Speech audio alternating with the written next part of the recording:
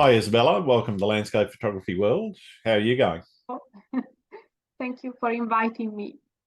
Absolute pleasure. I love your work and been following you across a number of social media platforms for a little while, and really wanted to have a chat to you today a bit about why you do what you do and how you do it.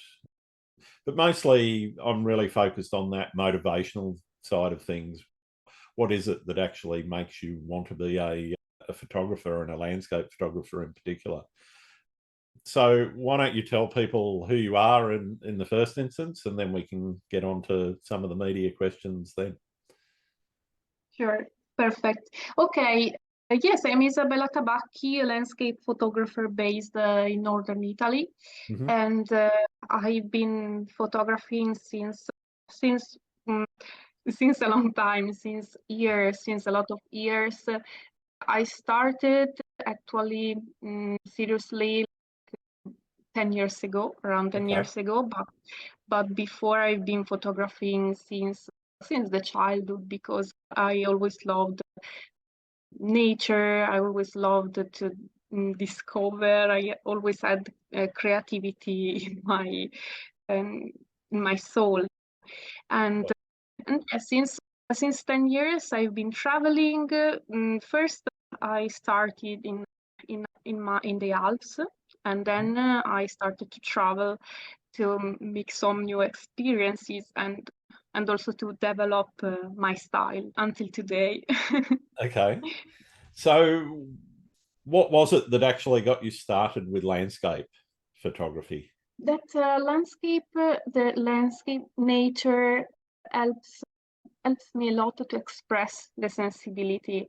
Actually, is something like subconscious. I couldn't take pictures and express myself through other kind of photography. I also tried a lot. Before starting actually seriously with landscapes, I tried all other kind of photography, but with landscape, I can express myself and my creativity much more. When I go around nature, the mountains especially, but also other kind of landscape sceneries, I feel like complete, and that's why I could never stop taking pictures of landscape. So I guess I'm really interested in what you were saying there about expressing yourself. What is it that it is? What is it that you're trying to express? What is it that you're trying to get across to the viewer? My emotions, my memories, the feelings that I feel when I am nature. Indeed, my approach to landscape photography is also very artistical. There is also some post-processing, and through this post-processing, I express also my mood, the emotions, and that is always like subconscious. I also don't realize what really I'm trying in landscape, but it just comes from my soul. Yeah, okay. So when did you notice that it became something artistic for you, as opposed to, because most people start out with photography and they see something pretty and they'll take a snapshot of it. Could be a house, could be a mountain, could be a dragonfly or a flower or something. And then they then start, as they go through their journey, they then start to develop an artistic style. Where did that style start for you, and where did I guess the art start, as opposed to just taking a photo of something that you liked? For me, it started in 2016, around 2016, when I discovered the post-processing with luminosity masks, and my approach into developing much more three-dimensionality, creating three-dimensionality, 3D effects in this landscape photography. And since then, I realized that I could stay like hours like staying here in front of the computer, editing one picture after the other because I was so passionate about it. Okay. And then I started to see that I was like inspired by landscapes, but not just the landscape, but the mood.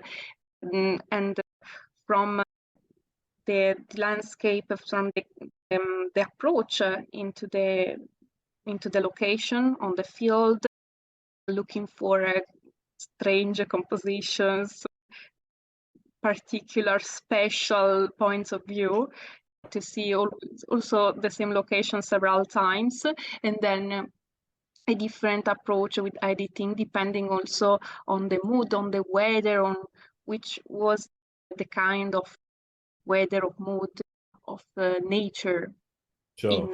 in landscapes I visited. Okay. And was it trying to express that mood that generated the artistic approach to editing, Yes. or was the editing an approach to channel the artistic viewpoints that you were trying to bring across? No, I think it's a mix. It's a mix between, I think, art, I think nature itself is a form of art. Mm-hmm. And on the field, when I'm shooting, I look for the form of art that represent that place, and that then it's a mix, of course. The important, for me, the most important thing is to find an original, very special approach, also especially on the location. Yep. Then, of course, when I'm editing, take the best to make.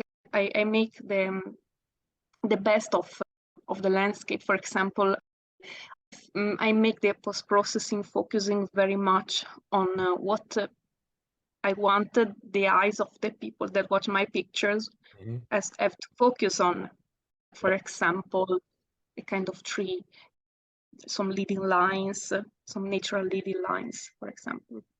Sure. So when you're thinking about your work, are you doing pre-visualization? Are you thinking about what your composition is going to be before you go into the field, or are you going into the field and then reacting to what you're seeing, reacting to the light, reacting to the landscape itself? I'm just interested, is it more pre-planning, or is it more spontaneous and reactive in the field? Sometimes, yeah, I have an idea of which kind of compositions that could be of natural element that could be in a landscape, Mm-hmm. but often I get there with maybe an idea of some things that I would like to capture, but then I find other very original special composition that I don't expect at all. I just and this is the best part in my opinion, because you discover the art, you discover art on the landscape in the location, on the location, and sometimes you don't expect what you can find, because sometimes the conditions are different, sometimes maybe you don't really know especially when I don't really know the place, maybe I can expect something on nature of a location, but maybe I find those special compositions, the special elements that create some shapes, some of shapes, of little lines, of ways to the main subject that I feel like very happy and yes, I feel very surprised always. So it sounds like personal expression plays a very big role in your type style of photography. How do you start to infuse your style and vision into your images, both in the field but also in post-processing? Yes, in the years, during the years that I spent into the field, of course, at the beginning when I started first, I didn't, maybe I couldn't be as good as now to find this kind of compositions, so special composition, special stuff, special moods, and often it was not easy, because some locations that are totally different from some locations I visited before. It was sometimes it was really difficult to find something like the mood, the inspiration. So sometimes I had to think a lot about the approach I wanted to have in some locations. And in the years, for sure, I developed my capability into creating, into creating pictures, into be creative with compositions on the field. And for sure, in 2016, I was not as capable as now, for sure. Now, for example, happens that I visit locations that I never seen and immediately find something. But it's amazing. It's amazing. Yes. So maybe, yes, for sure there is some work, some experience. It's very important experience. Yeah. Okay. What's your view on how to deal with experimentation in your work? In that process, obviously, from where you started off in 2016 to where you are now, you're going to try new things, try new techniques, try new editing techniques, etc. And some of those are going to fail. Some of those are going to be a success, and the ones that you success you obviously build on. But how do you deal with the failures where you go out and you don't come back with the images that you expected, or don't come back with what you wanted, or you're having trouble working through images in the editing suite? How do you deal with those problematic times, which every photographer has, where they're going, yeah, this isn't working? Yeah, sometimes, yes, of course, in so many years, sometimes I went on the location and maybe there were not the perfect conditions. Often I always try to get, I always like to get the best of each kind of condition, like weather condition. And every time I try to be creative, to find always something. But of course, in so many years, in so many moments, or so many traveling, of course, sometimes there are often some raw files that I never edited in my hard disk that are still there because I don't throw anything, almost anything. And yeah, sometimes happened, but often I'm very stubborn into finding something, into finding a way to make every condition special. And not just for editing, of course, especially with compositions, with creativity.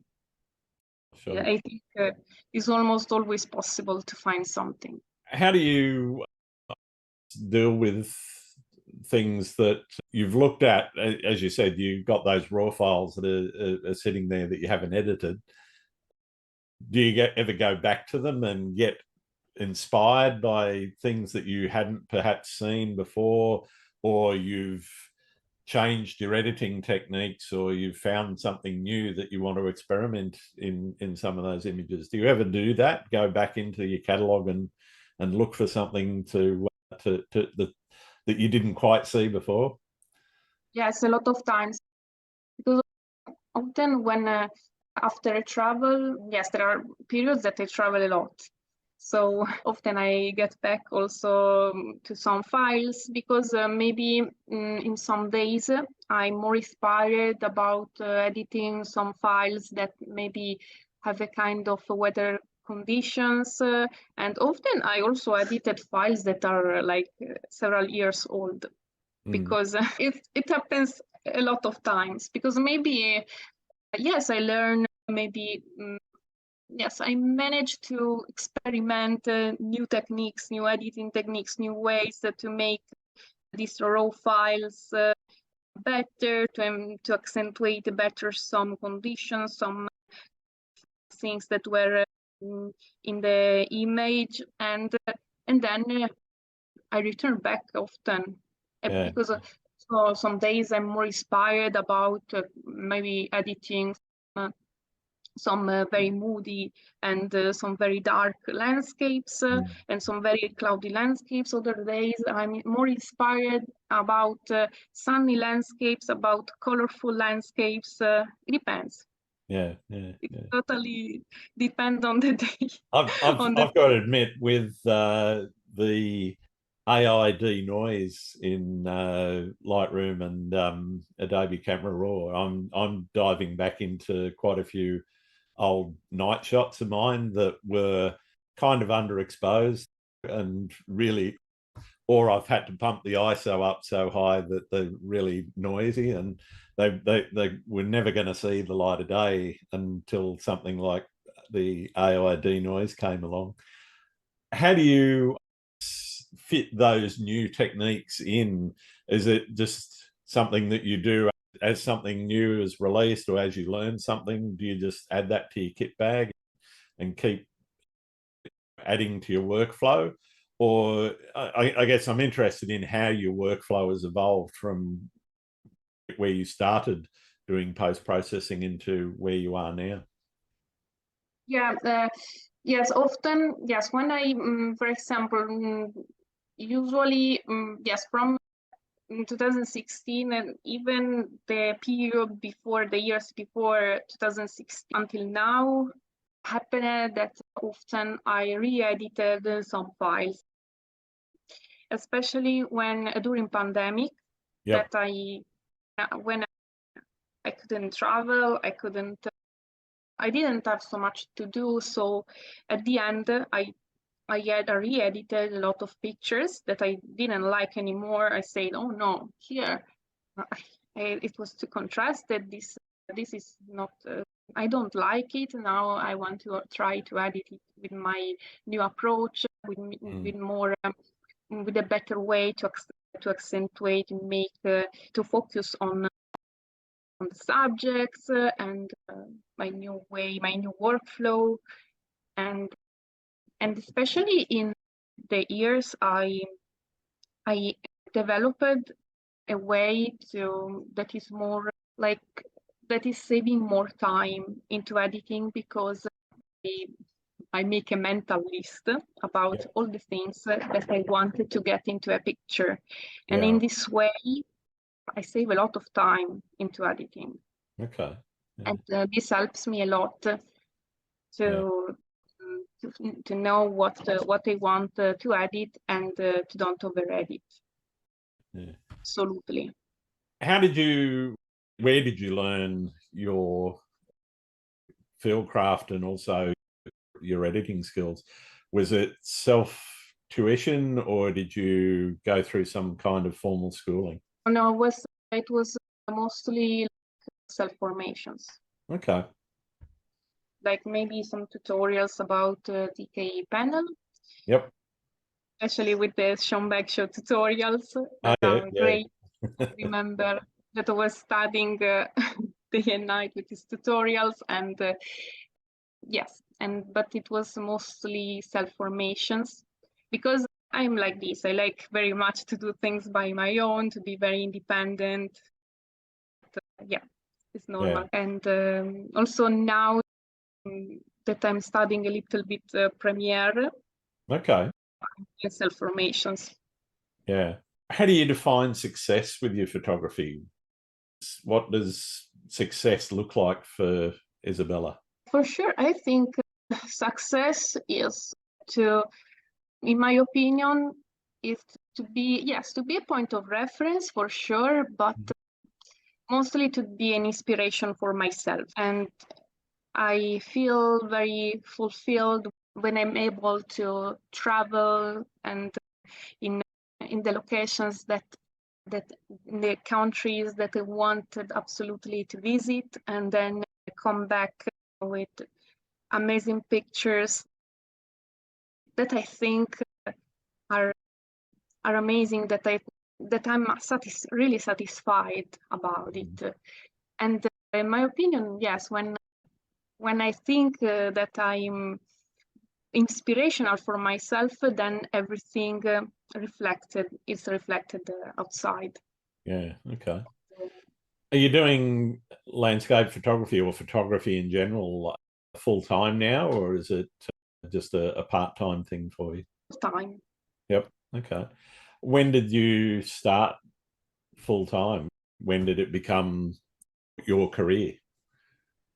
In 2017, before I studied pharmacy, and I decided to see if I could make photography as a work instead of the work as a farmer. And I was really open to become a full-time landscape photography. I was very sure, very determined, very like stubborn about it.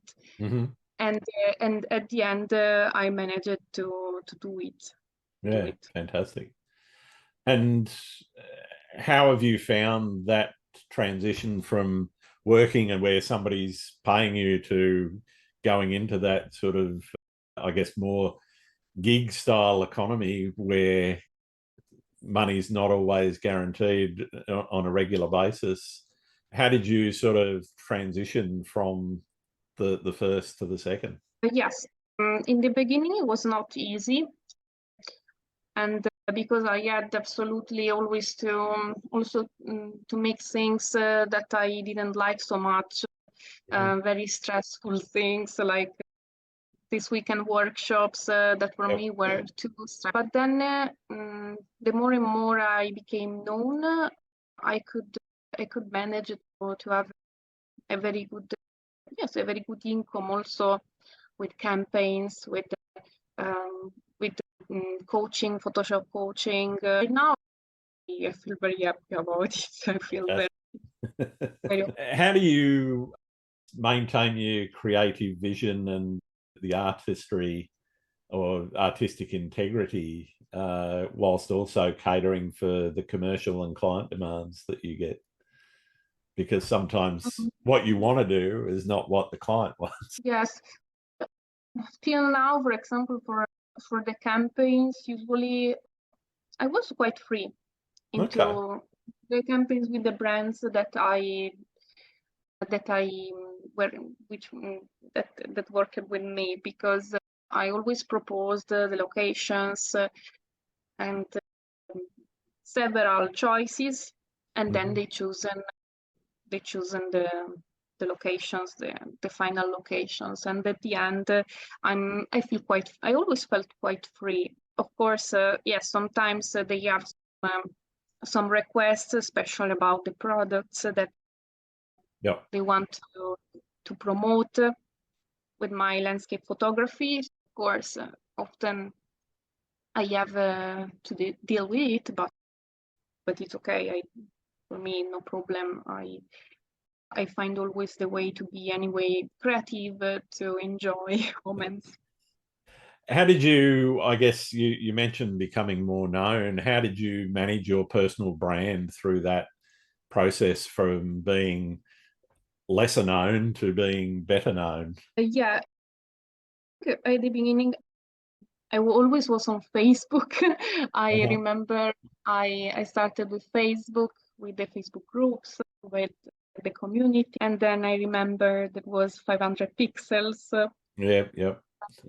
Then during the years, I started to use a lot Instagram and so social medias in the last years were very important to, especially to share my pictures with all over, with all the world. And especially another important thing was to know a lot English.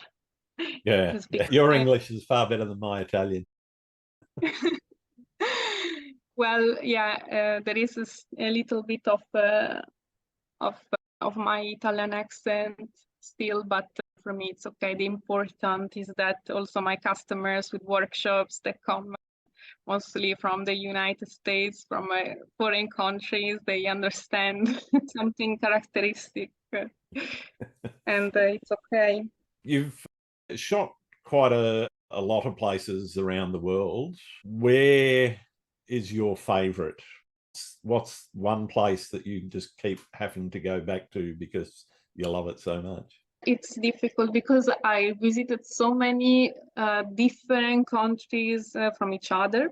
But for me, last year when I visited Atacama Desert and the Lauca National Park in northern Chile, it was incredible for me because I've seen things that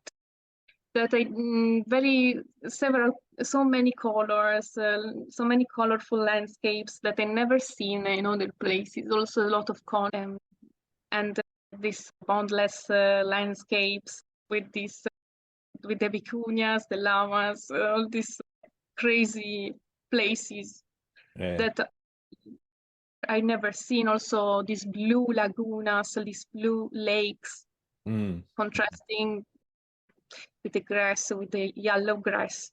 It was crazy. I never seen a place like that, and for sure I would like to return, but also a lot of places I would like to return. Also, yes, I visited Far East Russia. Last year I visited Iran. What was that like? Iran or Far East Russia?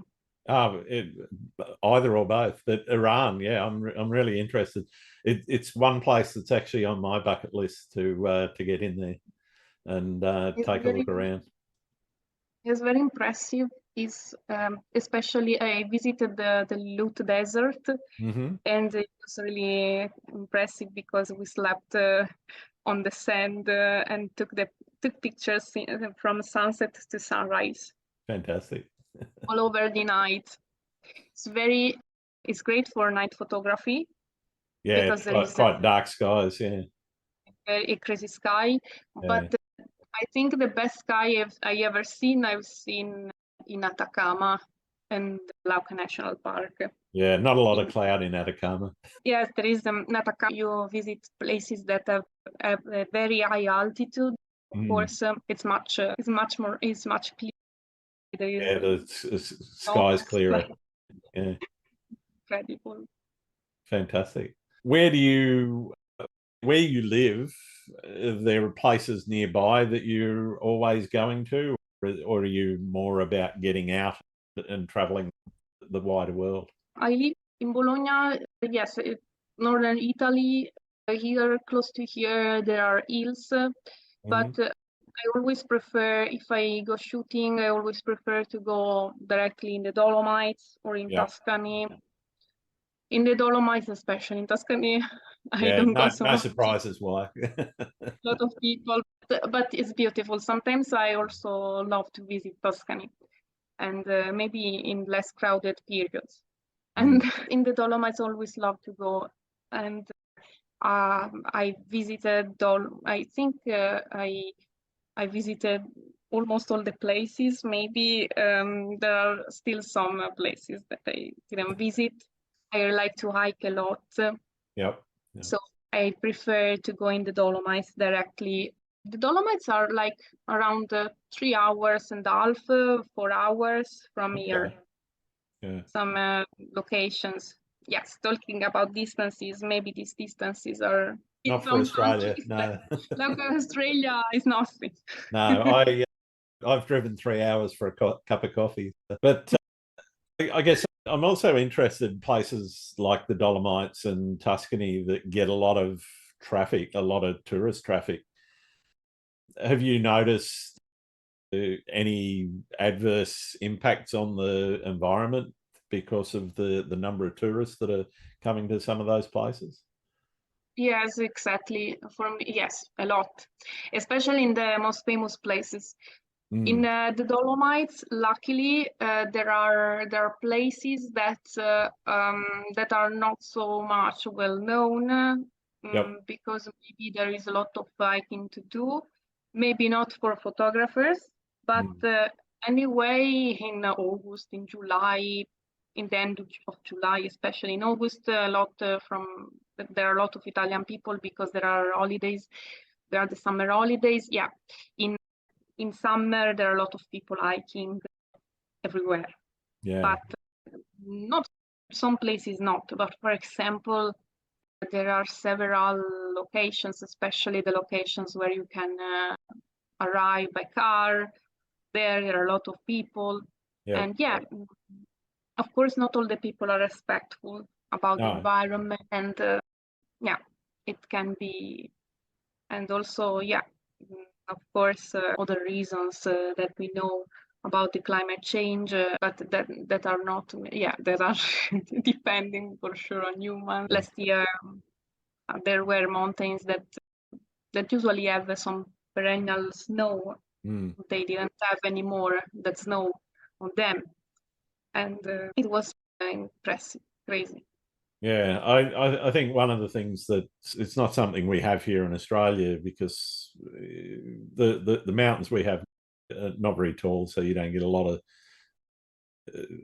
you don't get a lot of snow a lot of the time, but usually during summer most of the snow has disappeared and there's almost no perennial snow around. But one of the things I've noticed in my travels and with talking to other photographers is the retreat of some of the glaciers in particular. I think that's one of the biggest impacts that is a real indicator of what's going on with climate change.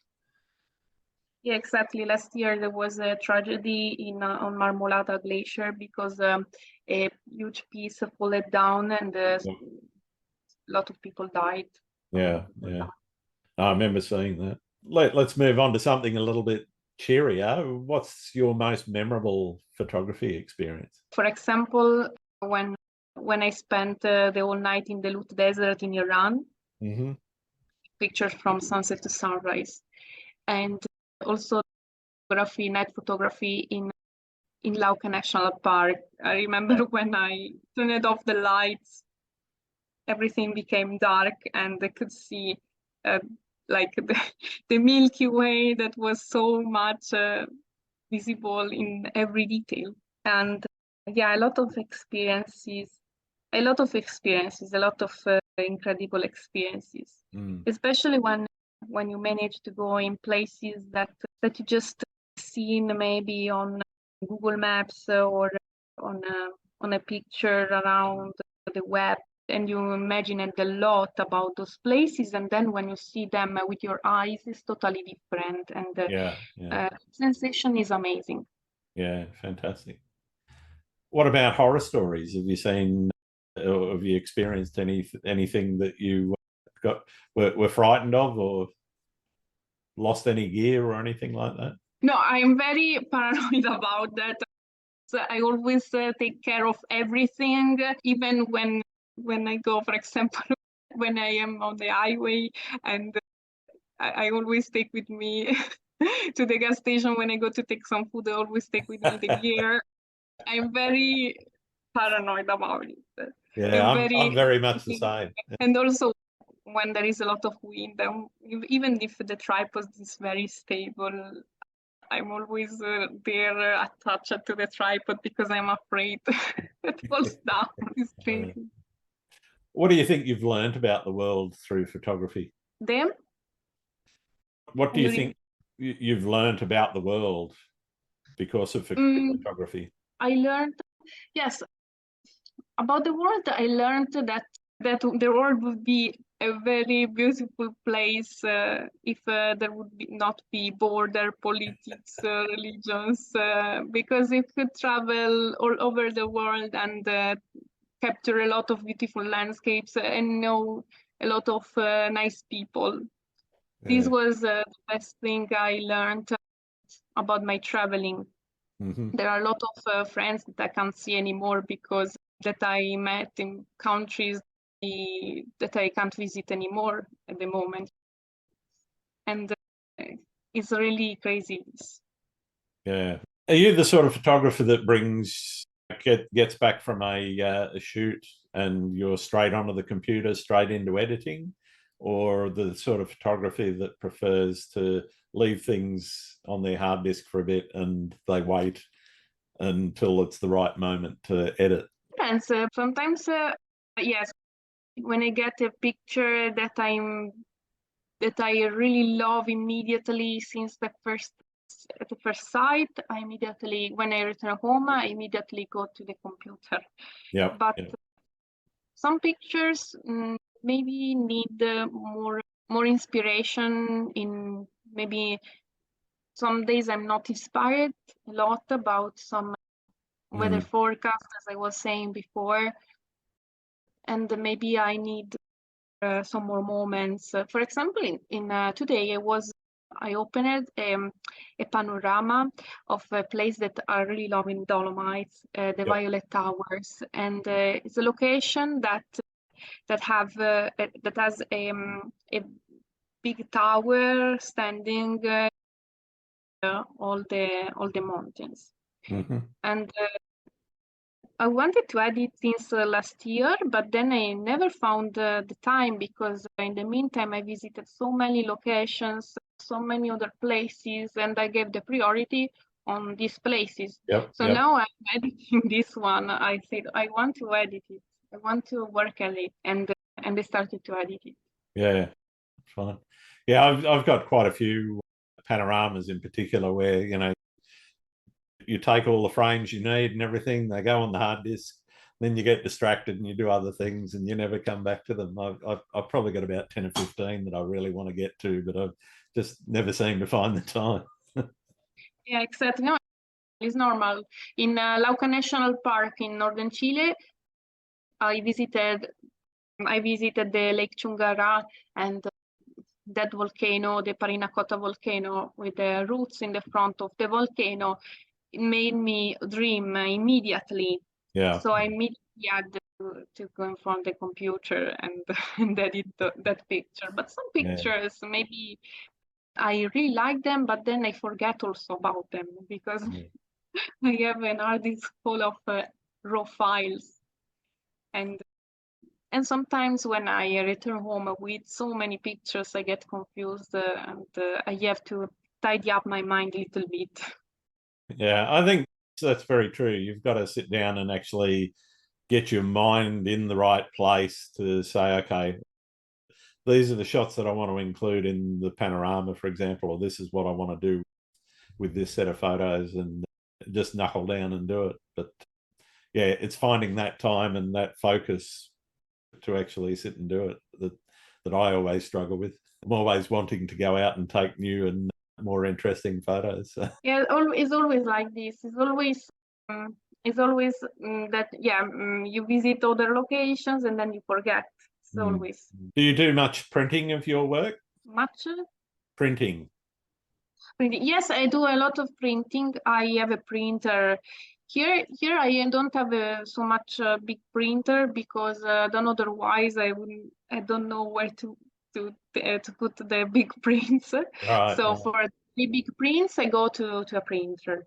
But for the A3 plus prints, I have my Epson SureColor P700, and I print fine art. I really like fine art printing.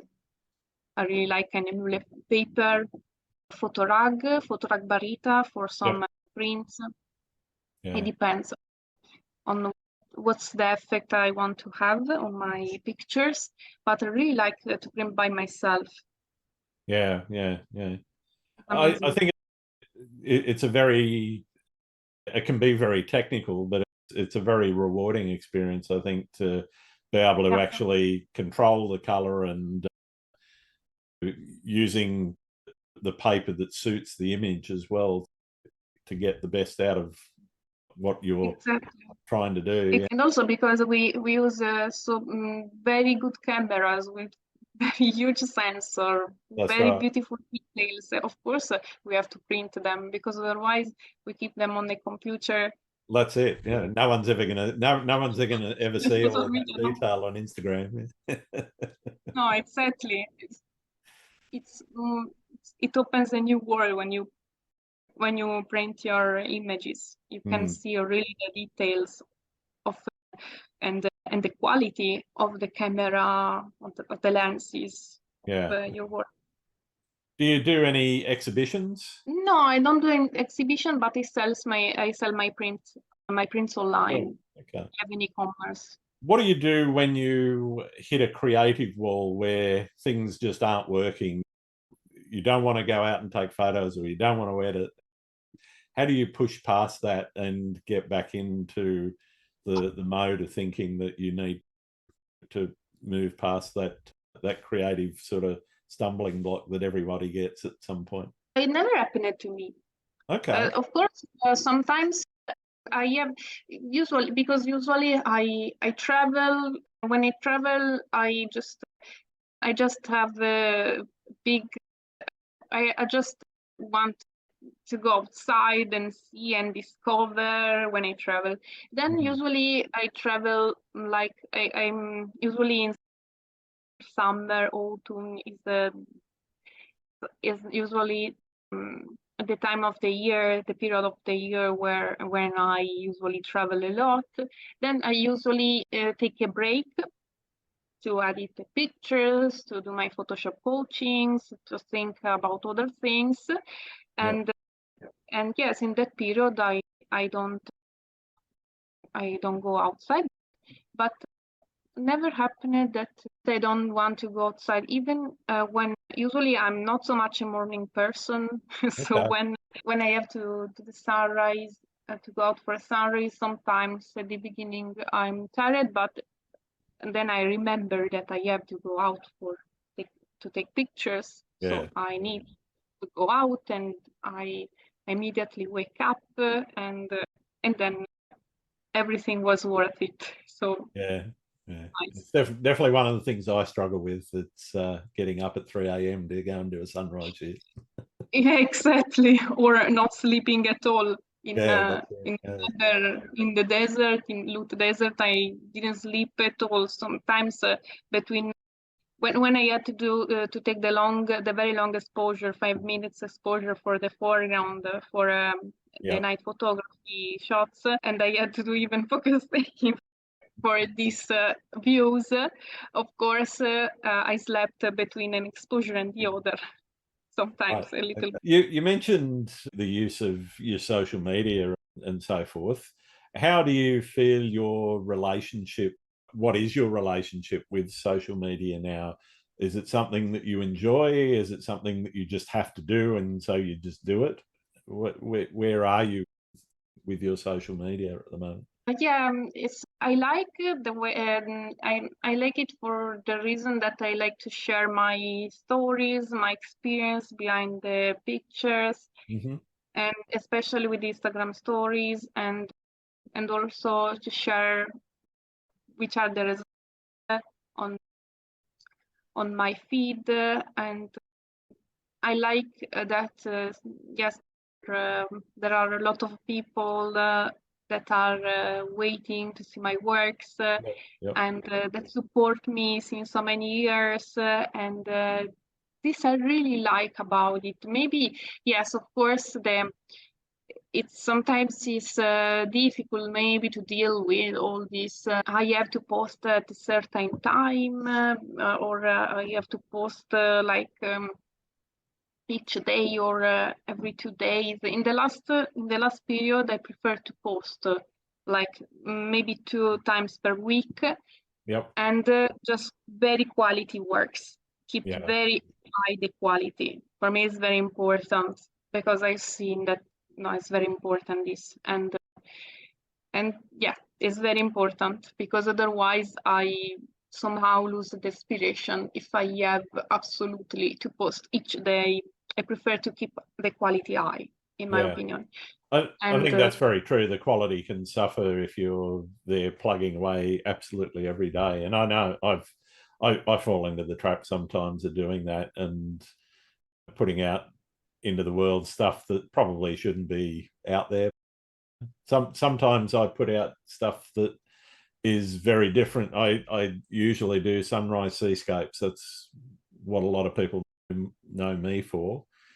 But then I might go into the forest and take pictures of bark, and I'll post that. And there's very little engagement goes on then. It's just like, poof, nobody wants to know. Yeah, sometimes there are pictures that are a little bit difficult to push as an engagement. And these pictures, for example, are, the minimal things, but not always. And sometimes those pictures I prefer to make a series to make a storytelling behind it.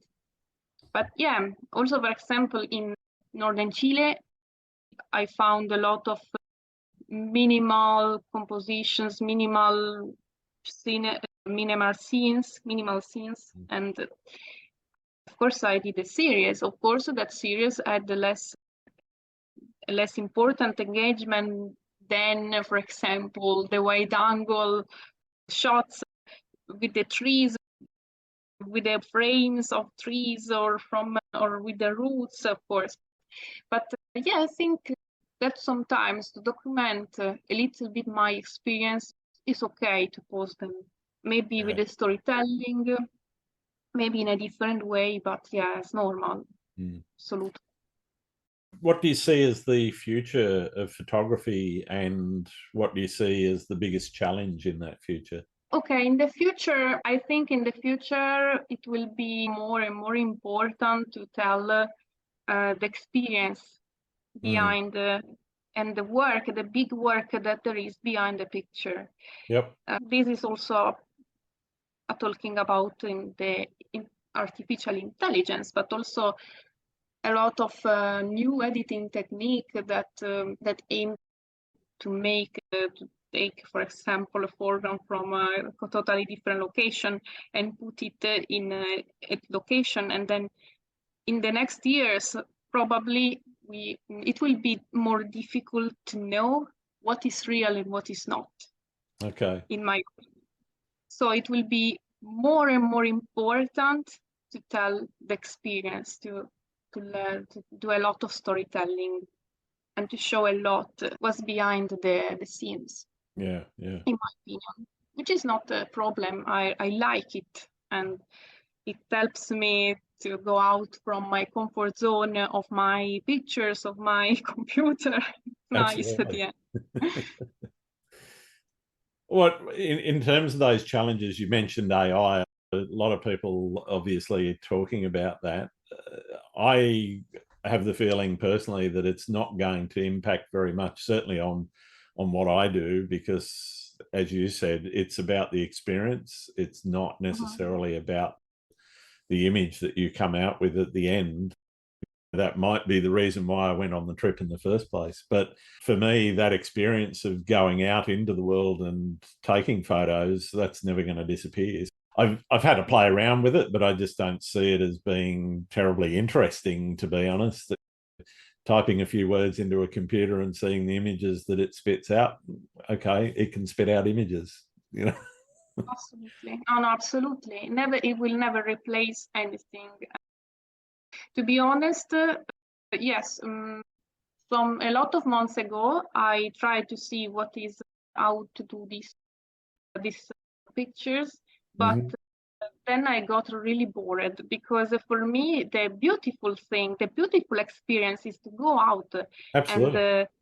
And when you can express your creativity, and especially when you can go in a location and be surprised what you find on the location, what you are getting, and the capability that you improve in the years, and to find some kind of new compositions even in a place where you went there a lot of times before.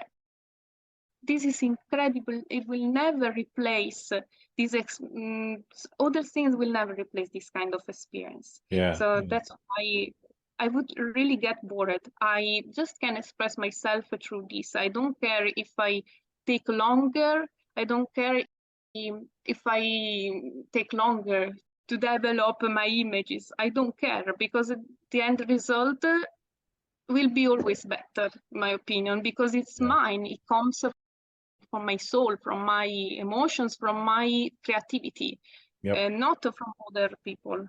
It's mine, something mine. Absolutely, absolutely. I guess one of the drawbacks with that, though, is the advent of things like generative fill and the AID noise.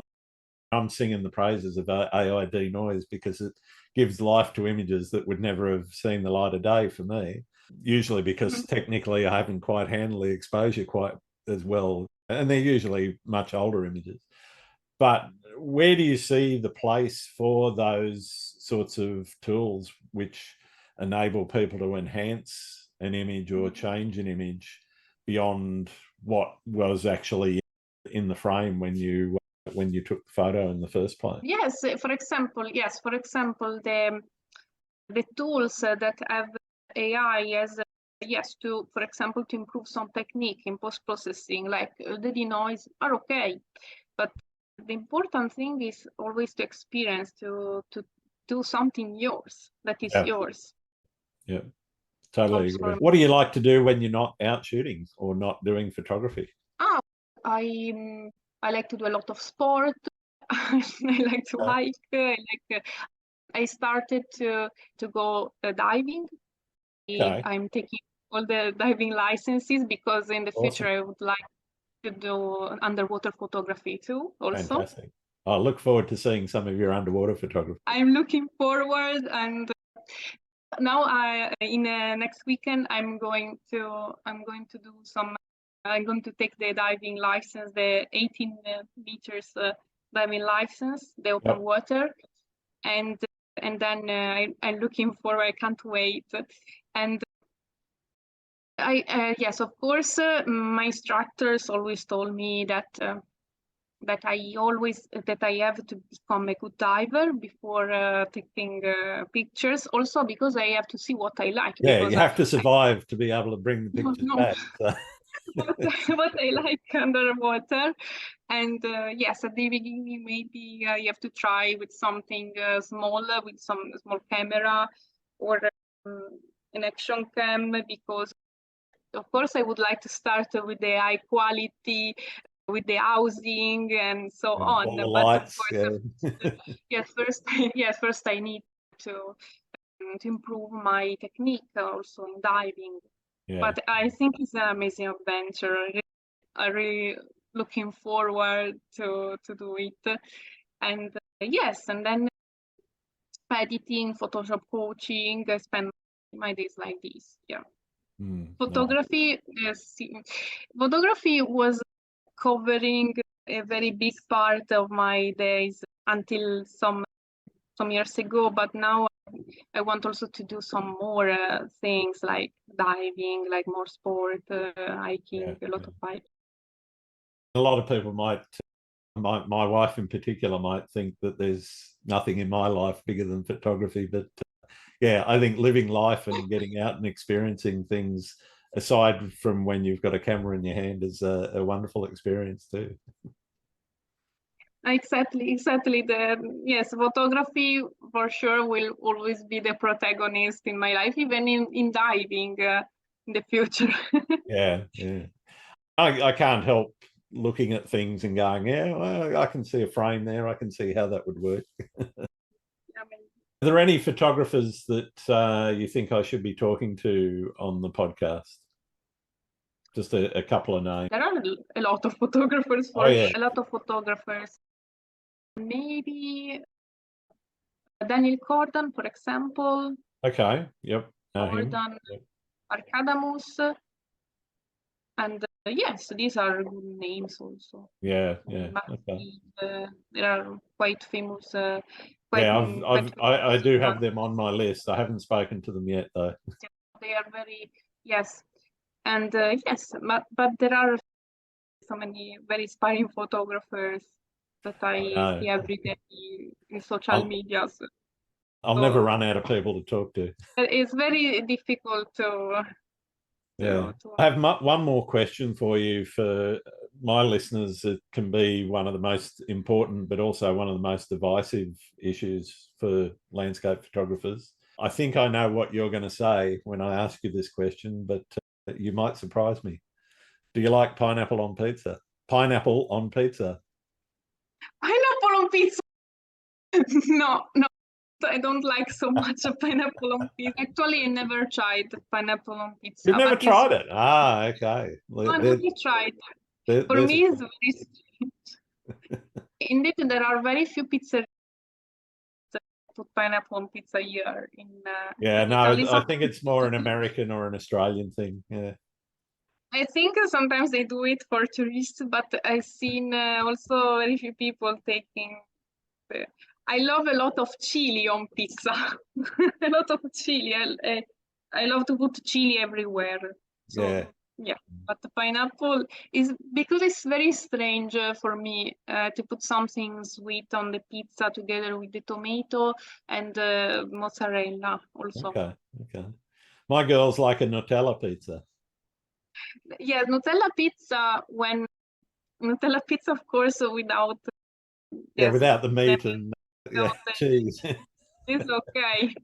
I remember when I was a child, to do a joke, I when my parents were cooking the pizza in the oven, I opened the oven and I put Nutella on the pizza, and my mom got really angry, and I ran away. My wife and I were in a small country town, and we went into this place and we bought a pizza, and it was supposed to have barbecue sauce instead of tomato as the base sauce. But I tell you, I am absolutely 100% certain that they used chocolate syrup instead of the barbecue sauce. It tasted so Ah, sweet. It was just ridiculous. it's very strange. Sometimes we have some, but yeah, also for me to put chili everywhere, the Carolina Reaper powder everywhere on meals, maybe it's like a strange thing. Not really everywhere, but it's really too much sometimes. Thank you very much for taking the time to talk to me, Isabella. It's been wonderful getting to know you and getting to know how you do what you do. Where can people find your work? Thank you. Thank you. Thank you. Where can people find your work? Website, etc. Yep. Okay, let's say again. I'll start with thanks very much. Okay. All right. Thanks so much for talking to me, Isabella. It's been wonderful getting to know you a little bit better and knowing how you do what you do. Where can people find your work? On my website for sure, isabellatabacchi.com. On my print shop, isabellanscapes.com. On Instagram, Instagram is my most known social media that I have, Isabella Landscapes. On Twitter, Bella Landscapes. On Facebook, Isabella Landscapes. And yes, I think I told the most important place where I'll make sure there's links in the show notes. Thank you once again, Isabella. It's been fantastic talking to you. Thank you too for inviting me in this podcast. It was very interesting. Thanks very much. Thanks again for listening to Landscape Photography World. I hope you enjoyed the show and keep listening because I'll be joined by some great guests in upcoming episodes. You can find my work in this podcast at grantswinburnphotography.com. I'm also on Vero, Twitter, YouTube, Instagram, and Facebook. I'm Grant Swinburne. Hope to see you out shooting soon.